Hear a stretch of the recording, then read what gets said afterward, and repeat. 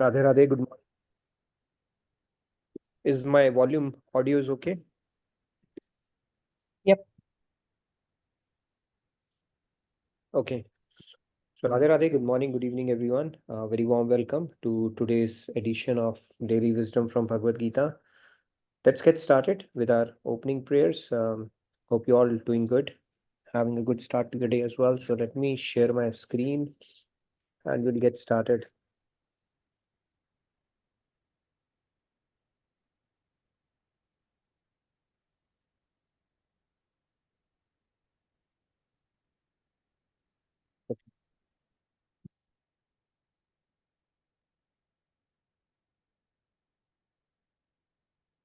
Are you able to see my screen? Yes. Yes, Nitinji. Great. Please share it. We'll get started with our opening prayers. We are going to move to our next shloka today and talk about okay, we'll go to the shloka and then I will disclose that little bit about the Sankhya aspect of Bhagavad Gita, because that word has come in before we go deeper into that shloka. So let me get started by our opening prayers by invoking the blessings of God and Guru. Gurur Brahma, Gurur Vishnu, Guru Devo Maheshwaraha, Guru Sakshat Parbrahma Tasmai Shri Guruve Namaha. Vasudeva Sutam Devam Kamsachanuramardanam Devaki Paramanandam Krishnam Vande Jagat Gurum. Krishnam Vande Jagat Guru. All right. So Radhe Radhe, good morning, good evening once again to all of you. So let's get started with our soul soup segment. We have been talking about the habits part of it. Right? So as part of this series, we are going over some key nuggets inspired by Swamiji's books, where from Success, Happiness, and Fulfillment series. And as part of this series, yesterday we spoke about how we can build habits. Why do we need to forge good habits is what we spoke about. And what we spoke was through forced repetition. And then even an animal can be trained, and so can we be, because we have special abilities. If an animal can be trained on something, we can train ourselves as well. And also we spoke about how much time does it take to build a habit. It can vary from 3 weeks all the way up to 9 months. But typically, an average time is 66 days to build any new habit. So if you want to practice something, or 66 days is a good yardstick to see if we have been able to do it continuously or not. If we do that, there's a pretty good likelihood that it will continue to be a habit for the rest of our lifetimes. Now, habit is something that we can do without putting in any effort. It becomes part of our DNA. But for us to get to that stage, we have to repeatedly do it. And that requires willpower. And willpower discussion that we were having led us to this concept of habit, forming good habits. Because when we invest willpower to form good habits, then we don't have to exert our willpower anymore, because now it's become part of our routine nature. And then we can spend our willpower to forge another good habit around it. Now, today I'm going to briefly discuss upon the four-step, the four-stage cycle that it typically follows to form any habit. So, by the way, if you're seeing some tears come out, they're not tears of joy or sorrow. It's tears of havan. Okay, there's a marriage going on, and there's a lot of smoke coming out from the havan. So swaha, if you don't hear, that's fine, but that is coming. It is very nice, but then it gives you a bit of a tears as well along the way. So anyways, so these are the four stages. The first stage is subconscious incompetence. So when we are trying to forge any habit, um, initially we'll be incompetent around it. That's why we have to spend our willpower, right, around it. So we will have that incompetence, but it is subconscious to begin with.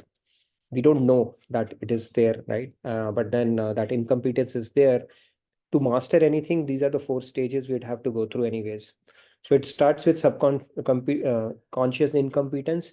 Same thing happens in the case of when we are on the path of spirituality. Initially we think that we know everything, and then there's of course an element of ignorance around that.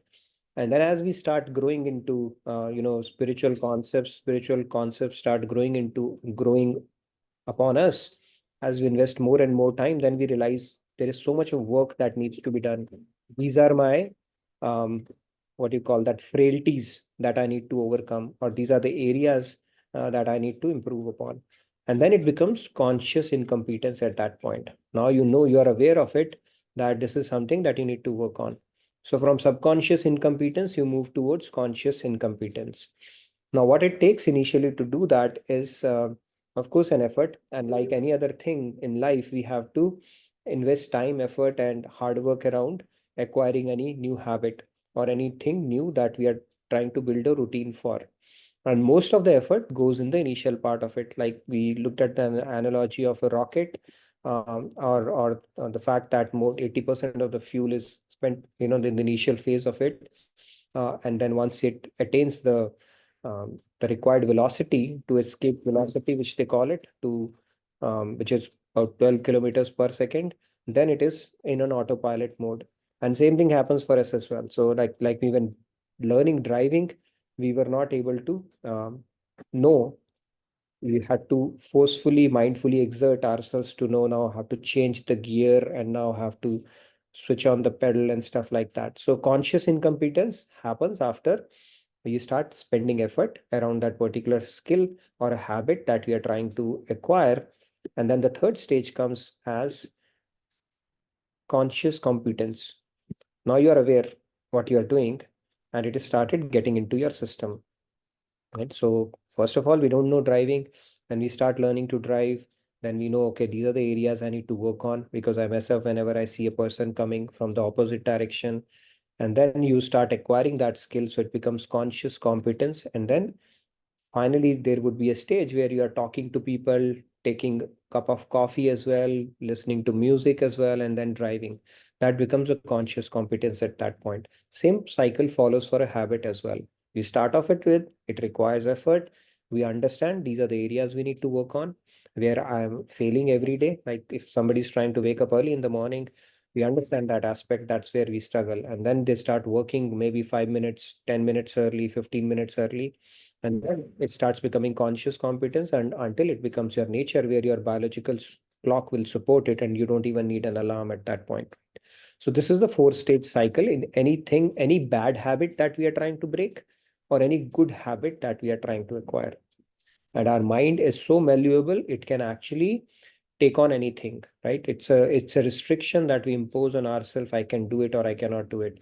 But when we intellectually convince ourselves around something, then it's just a matter of putting it to practice and reaping the benefits out of that good habit.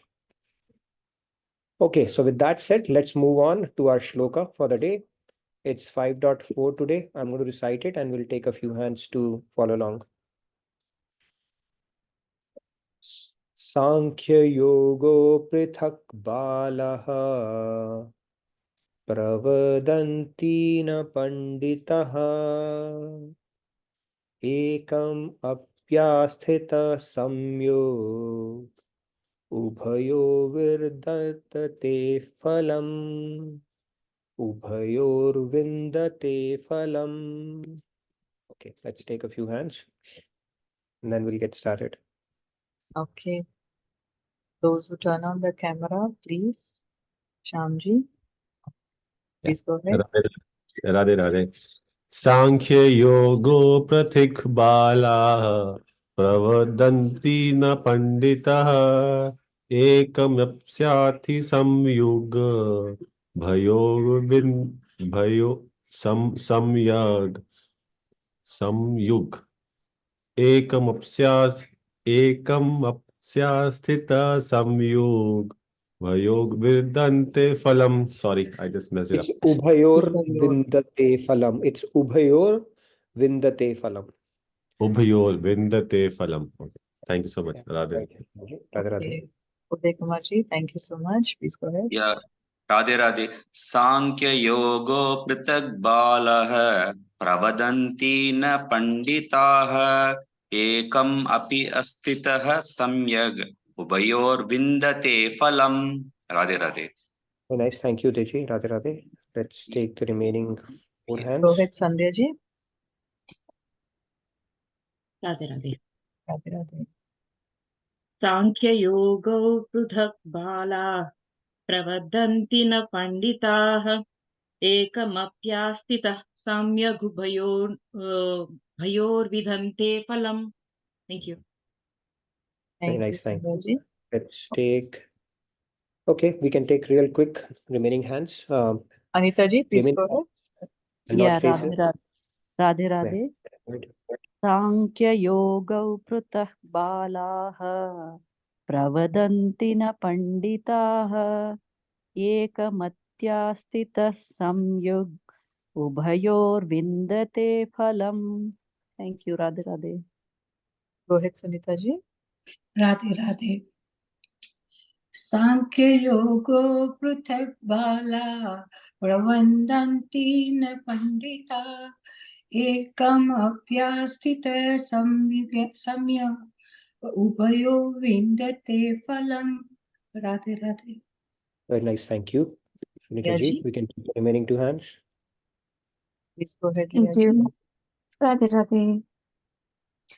Sankhya yogo pritak balaha pravadanti na panditaha ekamapyastitas samyak ubayor vindate phalam. Thank you. Radhe Yeah. Radhe. Ragi ji, Radhe. please go ahead. Yeah, thank you, Radhe Radhe.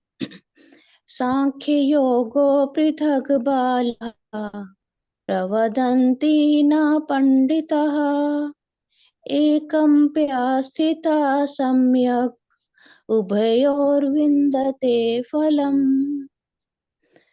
Thank you, Radhe. Thank you, Radhe Radhe. Very nice. So let's get started. So in Lord Krishna is saying only the ignorant speak of Sankhya, renunciation of actions, or Karam Sannyas, and Karam Yoga, which is working in devotion, as different. Those who are truly learned say that by applying ourselves to any of these paths, okay, let's hear it clearly, we can achieve the results of both. Now let's have an analytical enumeration of all the elements. Okay, so that's where we're going to spend a little bit of time, and then we will tie it back to the discussion of Sankhya Yoga, which is also Karam Sannyas. Lord Krishna is calling it as Sankhya Yoga. And he's saying that Sankhya Yoga, which is the Karam Sannyas, and the Karam Yoga, they are non-different. And only an ignorant would treat them differently. That one is different, the other is different. Both are different from each other. We'll talk about that more in detail as well. And we'll also try to understand that the what do you call that? The gist of both the things, it should lead to one thing. And why is what we are going to talk about. Sankhya means the analytical study of something. Okay, that's what we are going to talk about. Analytical means breaking it down to the fundamental building blocks.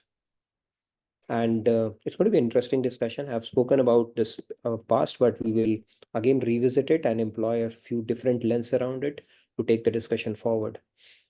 So let's get started. What is 2 plus 2? Okay, it's a very difficult question we are starting off with today. I think we all know that, right? So now this question, if it is asked to us in primary, the answer is 5 minus 1, right? 4 basically. Now, if the same question is asked, let's say in a high school, answer remains the same. And for that matter, if you ask the same question to a postgraduate in mathematics, answer would remain the same. Okay, it doesn't change. The fundamental building blocks of mathematics don't change, whether you are doing it, when you start with arithmetic or you go on to do algebra or calculus for that matter, everything remains the same. So the fundamental building blocks don't change. And that is essentially what we are going to talk about, the fundamental building blocks of what we see around, who we are. And understanding those entities is essentially what Sankhya Yoga is. Sankhya Yoga is basically, Sankhya means enumeration or analytical understanding of something, how the things are, not how they seem. And let's get started on that. I want you to wear your thinking caps on to understand why we keep on saying, for the pleasure of God, offer it to God, God, God, God for everything, right? In case you are still wondering about it, today we should be able to understand it a little better, because we are going to do an analytical study around it, right? So let's understand the Sankhya first. So our scriptures say there is one Param Purush, okay? The God himself is called Param Purush. I think there's a book called God Particle also. So whoever is God is called Param Purush. He is the only entity. Then through him, what happens is, he's the Param Purush. Then he glances at Prakriti. Okay, that Prakriti element is also coming from God himself. It manifests from God. God glances at Prakriti, just glances, mere glance. That's it. God is called Satya Sankalp. So when something has to happen, see, for us to make something, we have spoken about it, but let's do a recap as well. Let's say, for example, we have to build an earthen pot. Very simple thing, something made up of mud. So we need a lot of things. What do we need? We need the raw material. Let's say you have the pot, the clay for that. Is it good enough for you to make? No, because clay is not good enough. You need an instrument as well. You need that wheel, potter's wheel. You have an instrument as well. Now you have the material and you have the instrument. Is that good enough? No. You need the skill as well. Okay, how to shape it and make it. So now you have all three. Is that good enough? No. You need the skill, then you need the person who can do it as well. Person with the, or you need the intent as well, assuming person is already there. You need the intent as well. Now you have the intent as well, skill as well, instrument as well, material as well. Is that good enough? No. You need a action as well. You need to translate it to action as well. So just to make a small pot, you need so many things to be in a place for us to do that. For God, if he has to do something, he simply glances, he desires, and it happens. So he's called Satya Sankalp in that sense. We are also Satya Sankalp in that sense, because God has given us an ability. So if we really put our mind to something and say it has to happen for us, it will happen. The problem happens with us is our Sankalp is wishy-washy. Maybe it will happen, maybe it will not happen, who knows, it will happen. And that is why it gets diluted and neutralized.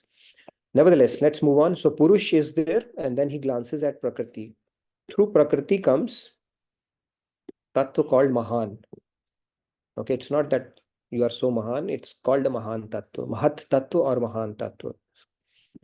Through Mahat or Mahan Tattva comes Ahamkar Tattva. Okay. Through Ahamkar Tattva comes, not comes, these are gunas are there anyways. So through Ahamkar, they are the driving force. Comes the Panch Tanmatras. Panch Tanmatras are the sensation of sound, touch, form, taste, and smell. These are the Panch Tanmatras that they come. And through these Panch Tanmatras come Panch Bhutas. These Bhutas are ether, air, fire, water, and earth. These 5 elements that we have heard about. And they map to our senses, Gyanindriyas and Karamindriyas. Basically, the Panch Gyanindriyas that we have, ear maps to sound, maps to ether, skin maps to touch, maps to air, eye maps to form, maps to fire, tongue, taste, water, nose, smell, earth. In addition to that, we have Panch Karmendriyas, hand, feet, speech, elimination, and procreation, and then mind as well is considered as another one. So these are the elements which actually make up for this creation. This is how it happens. So whenever things are unleashed from after Pralay or Mahapralay from God's stomach, Mahodar of Mahavishnu, this is how it unfolds. Again he unleashes it, he glances at Prakriti, the forces are set into motion, the Ahamkar Tattva comes, the Panch Tanmatras come, all the elements come. How does he get it accomplished? Just by a mere glance, by wishing it. Okay. By the way, he gives that knowledge to Brahmaji, and Brahmaji goes on to do the rest of the creation as well. So it's like creating all the toys out of these elements. Everything is a derivative of mud. What is the mud? The earth aspect of it. I'll get into that as well. And then this is how this whole creation comes about. Now, if we look at it from this, who's the boss here? Like if we were to say the buck stops at this, who's the boss here through which things have come or unfolded? CEO or the person who's driving this thing, who's basically responsible for this very creation. It is the Param Purush himself, right? Now, from that sense, what happened? It's not cooperating. He becomes a supreme enjoyer. Now, if there's a CEO of a company, whoever owns the company, owner of a company, now you have a lot of things, right? Factory workers are there, and then you have different departments. A lot of things are out there, but then everybody is working for what? The owner part of it. This is how it's meant to be. So the supreme enjoyer, when it is called Param Purush, it is de facto. De facto means default. Just by the constitutional position of being who he is. He has created this whole thing. So the whole thing that is created by somebody is meant to serve that person only. This is how it's meant to be. And that is why we keep on saying everything for the pleasure of God, offer it to God. Because when we don't do that, so what happens is, you look at this gentleman. So this gentleman has actually inserted himself to enjoy the Prakriti, the material energy of God, which is what we are doing. So when you do that, you see, you have actually violated that constitutional position that everything is meant to serve. But now here you are starting to become the enjoyer. So it violates that natural hierarchy that is established just by virtue of who Param Purush is. So when we insert ourselves here artificially and try to enjoy Prakriti or this creation, that leads to binding karma, and that is the game we have been playing all along. Okay, I hope it makes sense that it is an insertion that has happened in between. Prakriti, the whole Prakriti element out of which manifests the Mahan Tattva, Ahamkar Tattva, the Panch Tanmatras, everything is meant to serve Purusha, because that is where it has emanated from. That is the basis of its creation. That is the basis of its subsistence as well. But then we, as Jivatmas, when we insert ourselves in between, then that constitutional position is not a natural order. And that is where, the binding karma and all that stuff starts happening. So from a Sankhya standpoint, this is an enumeration. Okay, this is how things are. This is how the creation is, right? Everything is emanating from Purusha, Prakriti, this cycle that happens, and everything is meant to serve back to the originator as well. Now let's move on. So if you look at Earth, right? Now when the rollback happens means when Pralay happens or Mahapralay happens, then what happens? The earth element rolls back into water. Water rolls back into fire. Fire rolls back into air. Air rolls back into ether, sky. And through sky, gets back into Panch Tanmatras. Panch Tanmatras get back into Ahamkar Tattva. Ahamkar Tattva gets back into Mahan Tattva, Prakriti Tattva, back to Param Purush, Mahodar of Param Purush. This is how the rollback happens during the Pralay aspect, when the Pralay happens as well. Now, each one of these elements, if you look at it, right, now we talk about the Param Purush itself. I'm going to take a little bit of a digression here, but just to call that out. So let's say you are on path, any other path, yogic path, Gyan Marg, any other path than the Bhakti path. Then what happens is, even in this Sankhya Darshan that we are, not the Sankhya Darshan, but the Sankhya aspect of this whole creation, the whole idea about God realization is to know God. You have to go back to trace it back to the Purusha. When you know the Purusha, that means your God realization is completed. But let's say you are in a Gyan Yoga, you can at best go till the Ahamkar Tattva. You can probably get up to that part. But the Mahat, the Mahan, and probably Ahamkar as well, I can confirm that you cannot conquer it by yourself. Okay. You cannot get beyond that without grace of God. By self-effort alone, we can get only so far. We cannot get to the Purush without Purusha's grace. And through self-effort alone, by doing this practice, neti, I'm not this, I'm not that, I'm not mind, I'm not intellect, I am soul, I am that. You can at best get up to, probably conquer up to Ahamkar Tattva, but you cannot go beyond Mahan and from that point onwards, okay, without God's grace. Okay, just a bit of a digression I took, because even from Sankhya standpoint, they talk about knowing all the elements when you do the yogic practice, but you cannot conquer the subtle elements. These are all subtle elements. The gross elements are earth, water, fire, air, and sky. Beyond that, the Panch Tan Matras is subtle, and other elements are subtle as well. So you cannot go beyond that. Now let's look at this technology, beautiful technology that God has enabled. Nobody can actually think of all the advancements that we are making. Something as simple as turning your hair black, we cannot master that. We cannot play God in a lot of ways. Has anybody been able to do that? Nobody's been able to do that, right? So now here, look at the wonderful technology that God has. It all starts with the ether sky. That is the first element that comes into picture. So if you, Brahmanand Valli talks about it in great details. It's, I mean, I won't recommend, if you were to read something, go to Bhagavatam or something, but people who are interested in analytical study and stuff like that, Brahmanand Valli talks about these matrix and stuff like that. It all starts with ether sky. And then God only has the technology to basically, okay, that is responsible for sound and the ear aspect of it, right? The sound travels through ether, and that is mapped directly to our hearing sensation. Now, God has a technology to compress ether. That is the first thing, to make air. Okay, we cannot do that in our laboratories. Nobody has that. No scientist has been able to do that.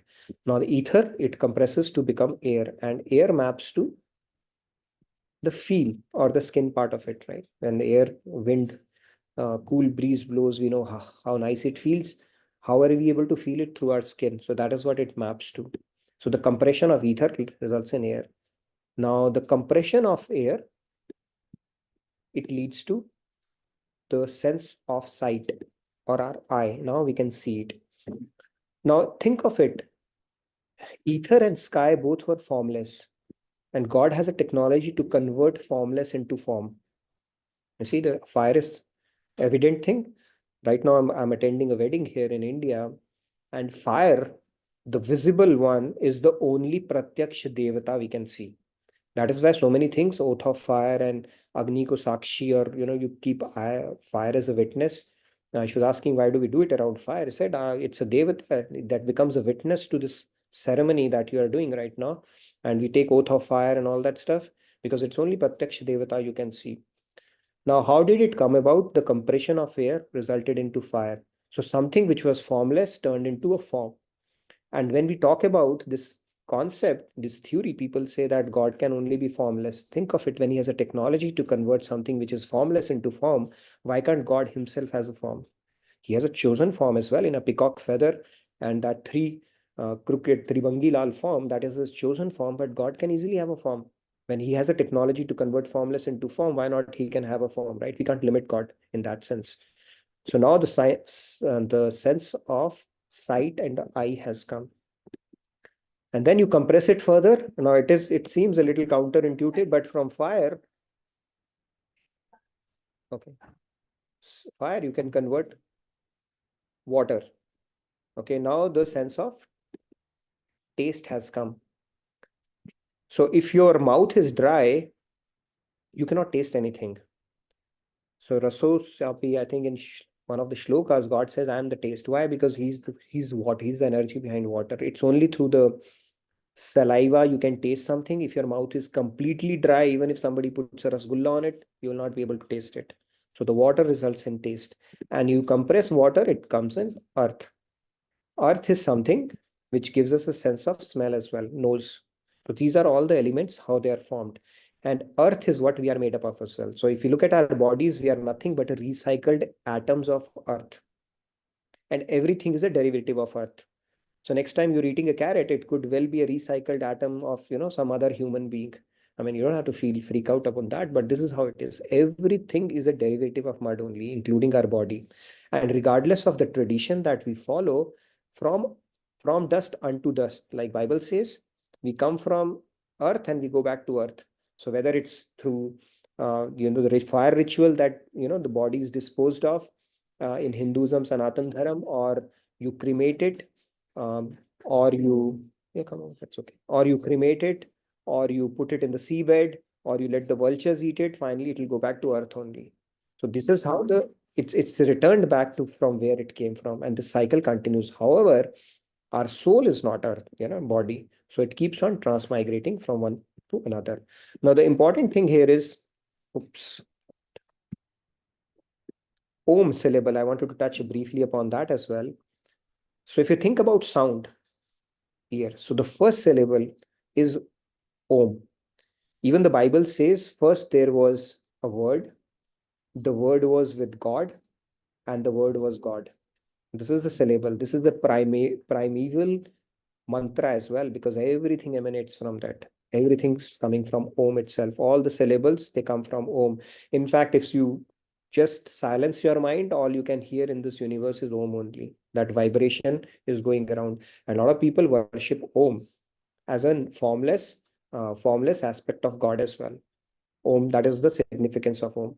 And like I said, this is an Om universe created from, and why it is called Om universe? Because everything emanated from sound only, and the first syllable is Om. And that is why it is also called Pranav, or the original syllable, or the Mool mantra as well, for that matter. Okay, so this is quickly about all the elements and how they have formed.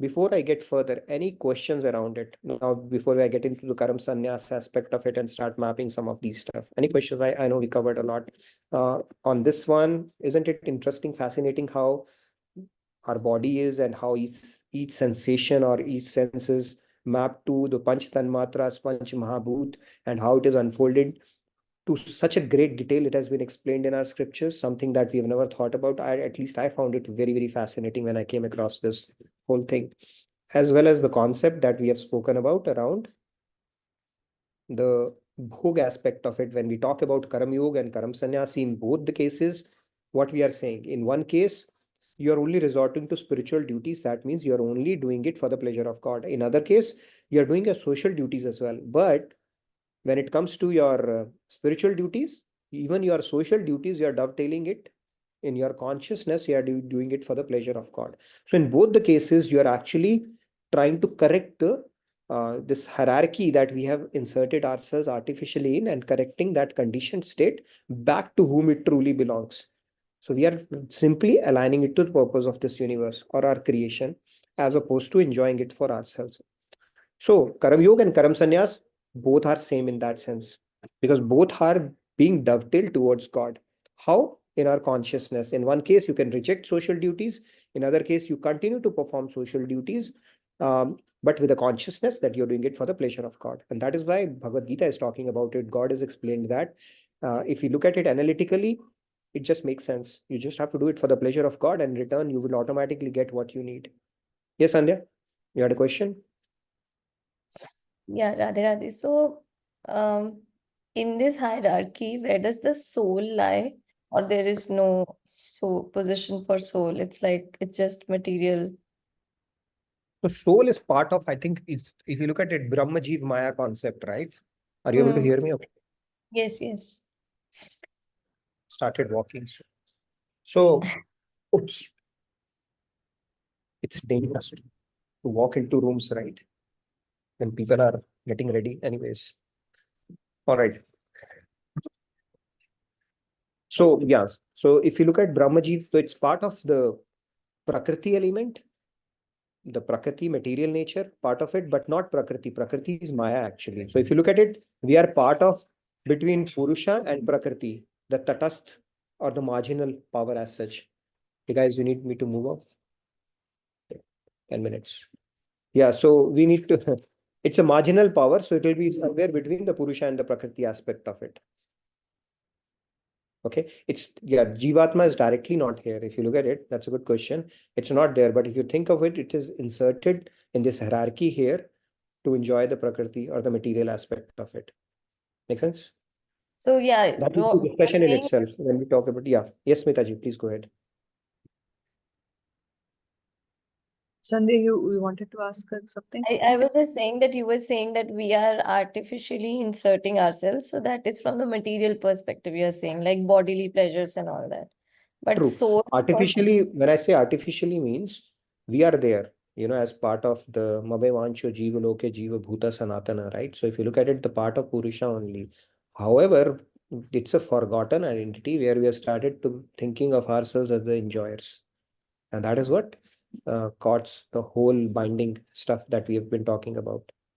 So artificially, not, I won't say artificially, but because of our conditioning state, we are thinking of ourselves as an enjoyer, while actually it belongs to something else. So it's in giving you oneself receive, right? That concept we have to relearn as opposed to something which we are naturally. Yes, Smitaji, please go ahead. Good to see you on camera today.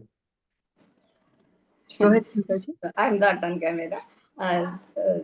Nitin, I have a question that in this chant, this Mahan and Ahankar is stated. That is different from Antakaran Panchak. That is Mana Buddhi Chitta Ahankar. This Mahan and Ahankar is related to Maya. If I mistake not. From Prakriti, Maya comes to that. This Mahan and Ahankar is Maya. They are all From Maya. Maya, Trigunas Very are true. immersed. They are part of Maya. Maya also has two aspects: Gunavarki Maya, Swarupa Varki Maya. One is called one is called Gunamaya. Vidya Maya, the other one is called Avidya Maya. Avidya. So Right. yeah, Avidya Maya comes below Mahan, I believe, and the rest is the Vidya Maya. So that a Jnani cannot conquer by their self-effort. Good question, Smita.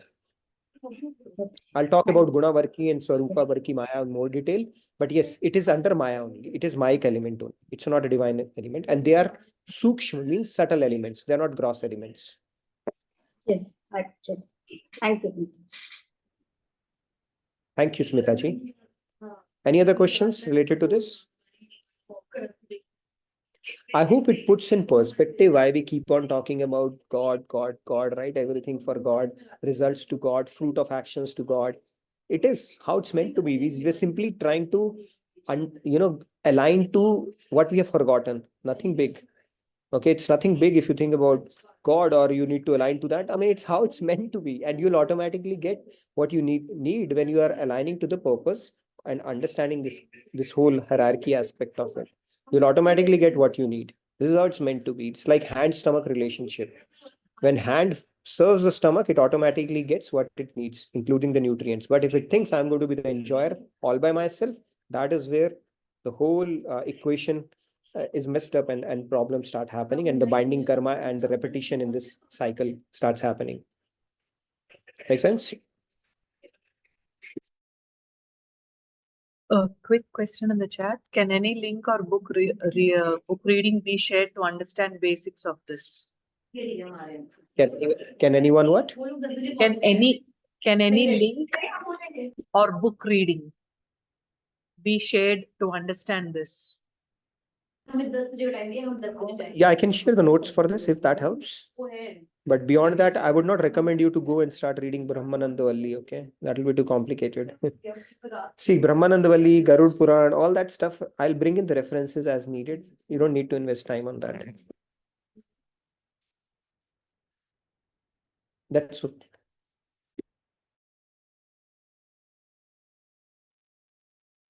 The attendance tracker is being posted. Okay, so this is the bride. Okay, this is the bride. Okay, she's joining me today, and I have Congratulations from all of us. Thank you so Best much. wishes to you and everyone. I've kept his commentary on the Bhagavad Gita as the background music as I get ready. Wonderful.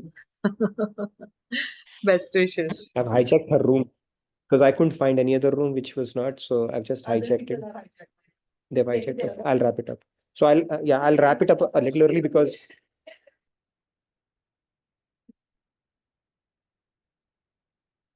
sorry about that. It's very noisy here, you can imagine. So yes, any other questions around that? No, all good. Okay, I wanted to let everybody know that tomorrow we have Swamiji's Angels meeting. So tomorrow's session will not be off. Okay, but I would encourage all of you to join that because now that we are renewing our, pledges for the next coming year, please do join, get to know more about the project university. So tomorrow's session we'll have to call off. I just want to announce that here as well. Yeah, it's open for everybody, so please do join. The link will Any be questions? We can shared. take maybe another 5 minutes and then I'll wrap it up because it's getting really noisy and I don't want to dilute all of your. No questions or hands raised in the chat box or Okay, Sunday, you please want? fill in the feedback tracker. Sorry about that.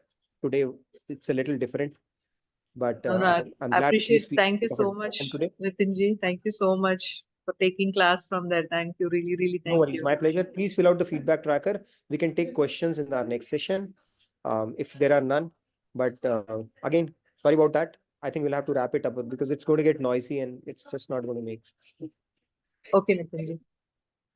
Okay, Thank then. you, Radhe, everyone. Radhe. Radhe Good day Radhe. from my Thank you side. so I look much. forward to seeing you day after tomorrow because our session, tomorrow's session is not called off. Yes. Thank But you, please everybody. do Okay. join for the Angels I meeting. have somebody else also who wants to say hello to everyone. Radhe Radhe. Radhe Radhe. It's over. It's over now that Yes. you've. So Bright is Bright. It's Bright's room where Nitin is taking session. So I told him, please let her get ready.